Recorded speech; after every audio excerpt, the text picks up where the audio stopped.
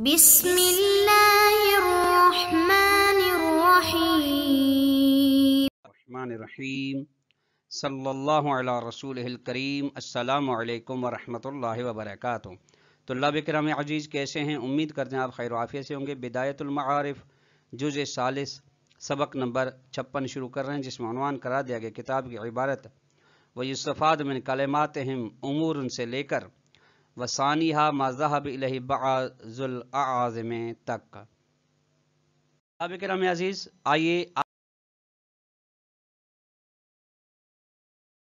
درس کے نکات بیان کرتے ہیں کہ کون سے نکات آج بیان کیے جائیں گے۔ کلی عنوان ہے حسن و قب کی بحث کے بارے میں بزرگان کے کلمات کا خلاصہ، یعنی گزشتہ درس میں کے اختتام تک کلمات بزرگان کو بیان کیا گیا حسن و قب کے بارے میں، وہ اختلافات اور نظریات اور ادلہ بیان کی گئی۔ اب ان کا خلاصہ بیان کرتے ہیں، اور اس کلی بحث کے جو نکات ہیں وہ یہ ہیں: نمبر 1، عدلیہ اور اشاعرہ کے درمیان محل نزاع کہاں پہ ہے؟ یعنی حسن و قب کی تو مختلف کم از کم 3 معنی ہیں، تو ان معنی میں سے کون سی معنی کے درمیان میں ان کے درمیان اختلاف پایا جاتا ہے؟ نمبر 2، اشاعرہ اور عدلیہ کی ادلہ بیان کی جائیں گی کہ عدلیہ حسن و قب ذاتی و عقلی کے قائل ہیں، ان کی اپنی ادلہ، اشاعرہ حسن و قب شرعی کے قائل ہیں، ان کی اپنی ادلہ، پھر ایک دوسرے کی ادلہ کو انہوں نے نقد بھی کیا ہے، ان کا بھی بیان کیا آئے گا انشاءاللہ۔ تو ہم اتفق علی حکم العقل بہما، بلکہ تمام اشاعرہ ہوں، عدلیہ ہوں، معتزلہ ہوں، تمام اتفاق رکھتے ہیں کہ عقل حکم لگاتی ہے ان دونوں کے بارے میں، یعنی دونوں معنی کو تسلیم کرتے ہیں۔ ومی ما ذکر، ان باتوں سے جو ذکر ہو گئی، یظہر ما فی دلائل صدق، وہ بات ظاہر ہو جاتی ہے جو کتاب دلائل صدق میں موجود ہے، وہ یہ ہے کہ من ان ھذا التفصیل مما احدث المتاخرون من الاشاعرۃ تقلیلا للشناعۃ، اس تفصیل کو حسن و قب کے بارے میں جو تفصیل ہے، اس کو یہ ان متاخرین کی ایجاد میں سے ہے، متاخرین اشاعرہ نے ایجاد کیا ہے تاکہ وہ کم کر سکے اس بدنامی کو جو ان کے بارے میں ہے۔ دلائل الصدق جلد نمبر 1 صفحہ نمبر 181۔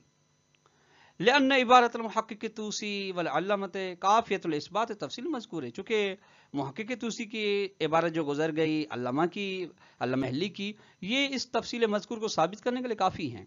نمبر 2 نقطہ خلاصہ، ذهب الامامیۃ والمعتزلۃ علی ما فی کشف الفوائد، یعنی کشف الفوائد کتاب کے مطابق جس بات کی جانب گئے ہیں معتزلہ امامیہ، وہ یہ ہے کہ ان حکم العقل فی ذلک بدیہی فی بعض الافعال، کہ حسن و قب کے بارے میں بعض افعال کے اندر حسن و قب پایا جاتا ہے، وہیں پہ عقل حکم لگاتی ہے، عقل درک کرتی ہے، اور عقل کا یہ حکم لگانا بدیہی ہے، غور فکر کا محتاج نہیں، وہ یہ ہے، وہ بعض ماضی ہیں کا حسن صدق نافع، جیسا کہ ایسا سچ جو فائدہ مند ہو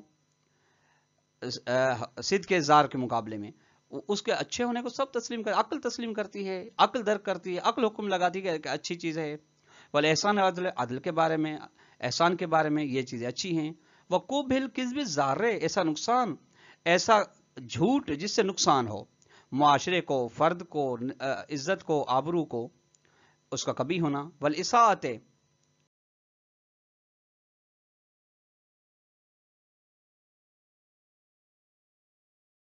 ایو ظلم، والنظری فی بعض آخر، اور حکم عقل بعض مصادیق میں، بعض افعال میں نظری ہے، یعنی بدی نہیں، غور فکر کا، بلکہ غور فکر کا محتاج ہے۔ کا قب صدق زار، جس طرح ایسا صدق جو نقصان دے اس کا کبھی ہونا، اس کے لیے غور فکر کی ضرورت پڑتی ہے کہ کیوں اور کس وجہ سے سچ نقصان دہ ہے، اور نقصان دہ پھر وہ کبھی ہے۔ حسن الکذب نافع، یا پھر جو جھوٹ ہے وہ فائدہ مند، جیسا کہ کسی مومن یا انسان کی جان بچانے کے لیے جھوٹ بولا جائے، یہ اچھا ہے جھوٹ۔ کما انہ لا حکم له فی قسم ثالث من الافعال، جس طریقے سے عقل کے لیے حکم نہیں ہے کسی اور تیسری قسم میں افعال میں سے، بلکہ یہ جو دو قسم بیان ہوئی اس میں کل تیسری قسم کون سی ہے؟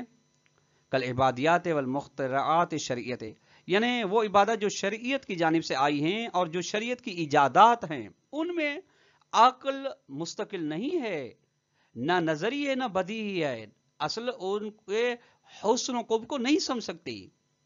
यानी जो इबादत शरीयत ने मुअय्यन की, उनके हुस्न को अक्ल नहीं पहचान सकती।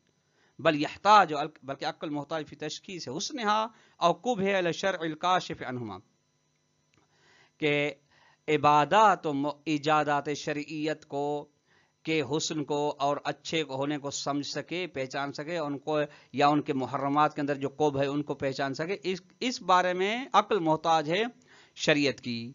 वो शरीयत जो कश्फ करती है हुस्न कुब को। बस फद्दा वल हुस्न वल कुबिल अक्लियन बिला वासितत शरफी बाद लफाले ला जमीहा।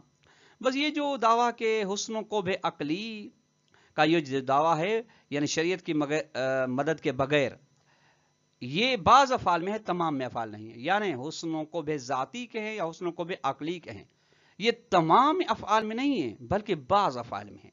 तीसरा नुक्ता अस्सालिसो इस्तदल्ल इमामियत वल मुअतज़िलत बिउमूरिन। इमामिया और मुअतज़िला ने जो दोनों हुस्न कुब अक्ली को मानते हैं, इसके लिए उन्होंने जो इस्तदलाल कायम किया है, उनकी दलीलें कुछ बेउमूरिन चंद चीजें हैं। मिनहा, उन उमूर में से एक बदाहत हुक्म अक्ल बेहमा, अक्ल का हुक्म लगाना बदी वाज़ेह है हुस्न कुब अक्ली के बारे में। व मिनहा, दूसरा अन्नहु लौ लम यकुना अक्लियन, अगर हुस्न कुब अक्ली ना होते तो ला तवालिल फासिदतो, तो फिर उसके बुरे नताज लाजिम आ जाते हैं। वो बुरे नताज ये हैं, मिन इंतिफाइल फर्क बैनन नबी वल मुतनबी, सच्चे नबी, हकीकी नबी और झूठे नबी के दरमियान में, यानी जो नबूवत का दावा करता है उसके अंदर फर्क वाज़ेह नहीं हो पाएगा।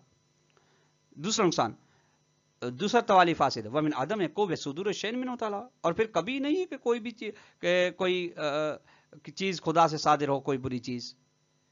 बेमाना है कि अन्नमा अल हसन वल क़ुब हो लौकाना शरईयन, अगर हुस्न क़ुब शरी है अकली नहीं है, तो लम्मा कबह मिन अल्लाह शैउन, तो खुदा से अगर कोई नऊज़ बिल्लाह मिन ज़ालिक कोई जुल्म सरजद होता है, बुरा फेल सरजद होता है, तो ये कभी नहीं होगा।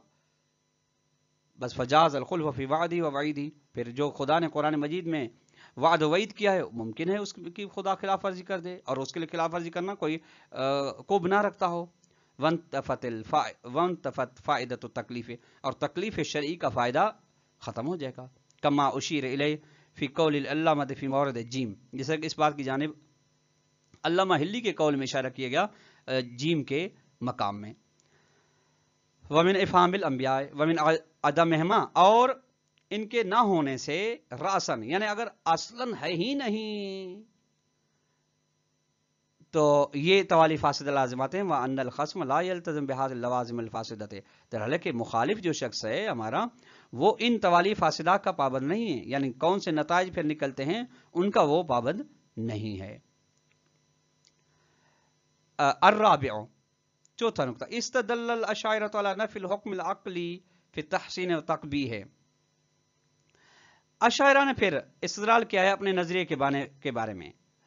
अच्छा, ये अपने नजरिए को तुला भी कर इसलिए साबित करते हैं कि वो हुस्न कुब अक्ली को रद्द करते हैं। इस्तदलाल कायम किया है अशाइरा ने इस बात पर कि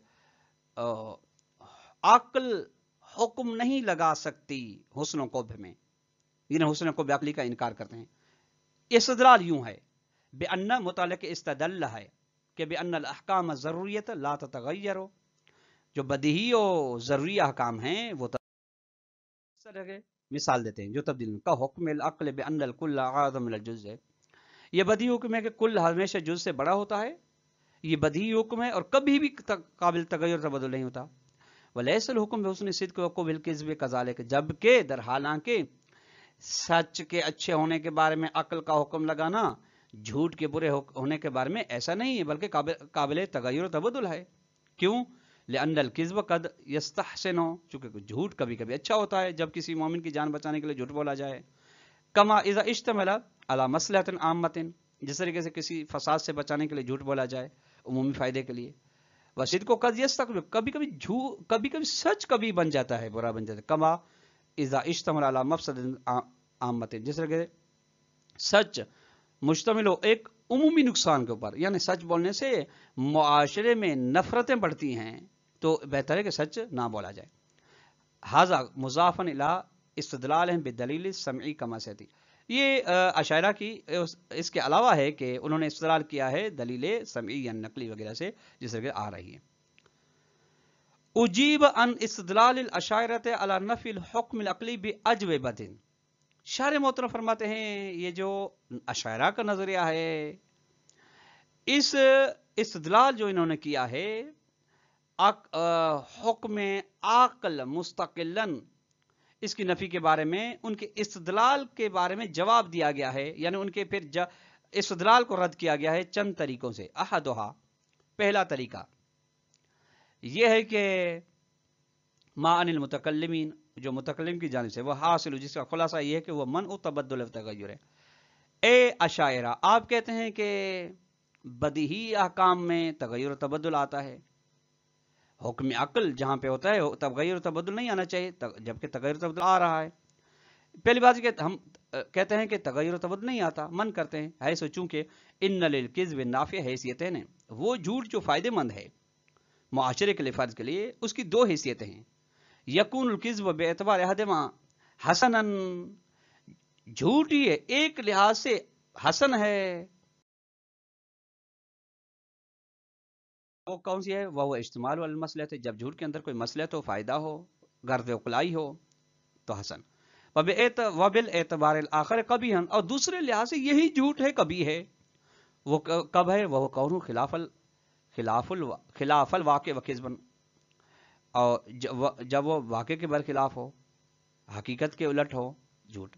وحیثو کان جانب الحسن غالب علی جانب القبح، اور چونکہ خوبی والا پہلو، حسن والا پہلو غالب ہوتا ہے قب والے پہلو پر، قب والا پہلو مغلوب ہوتا ہے، تو فلازم ہو، لازم یہ آتا ہے عقل ہی کہتے کہ ارتکاب الکذب نافع، اس کذب کا انجام دینا بہتر ہے جو نافع ہے. ونشتمل علی قبح یسیر، اگرچہ اس کذب نافع کے اندر تھوڑا سا نقصان پایا جاتا ہو، بس فقبہ، بس جھوٹ کا، کذب کا قبح کا بات لا یزول یہ وہ قابل تغیر و تبدل نہیں، بل یزاحمہ مصلحت غالبۃ، بلکہ کذب نافع کے ساتھ کذب کے قبح کے ساتھ مصلحت غالبہ مزاحمت کرتی ہے، ٹکرا کرتی ہے. پھر عقل کہتی ہے کہ مصلحت غالبہ کو منتخب کیا جائے، اور جو کہ قبح یسیر ہے، کم قبح ہے، اس کو چھوڑا جائے. طلاب کرام، آج کا درس اختتام کو پہنچا. والسلام علیکم ورحمۃ اللہ وبرکاتہ.